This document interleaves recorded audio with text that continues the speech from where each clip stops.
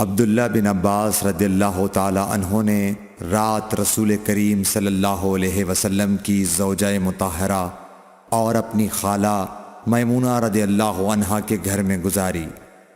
وہ فرماتے ہیں کہ میں تکیے کے عرض یعنی گوشے کی طرف لیٹ گیا اور رسول کریم صلی اللہ علیہ وسلم اور آپ کی اہلیہ نے معمول کے مطابق تکیے کی لمبائی پر سر رکھ کر آرام فرمایا۔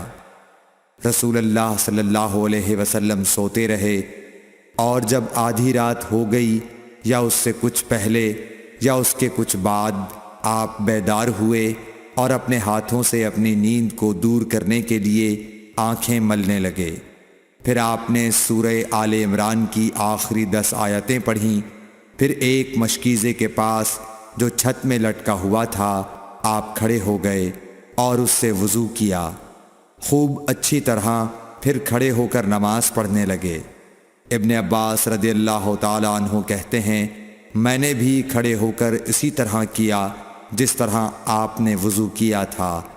پھر جا کر میں بھی آپ کے پہلو مبارک میں کھڑا ہو گیا۔ آپ نے اپنا داہنا ہاتھ میرے سر پر رکھا اور میرا دایاں کان پکڑ کر اسے مروڑنے لگے۔ پھر آپ نے 2 رکعتیں پڑھیں، اس کے بعد پھر 2 رکعتیں پڑھیں، پھر 2 رکعتیں پڑھیں، پھر 2 رکعتیں پڑھیں، پھر 2 رکعتیں پڑھیں، پھر 2 رکعتیں پڑھ کر اس کے بعد آپ نے وتر پڑھا اور لیٹ گئے۔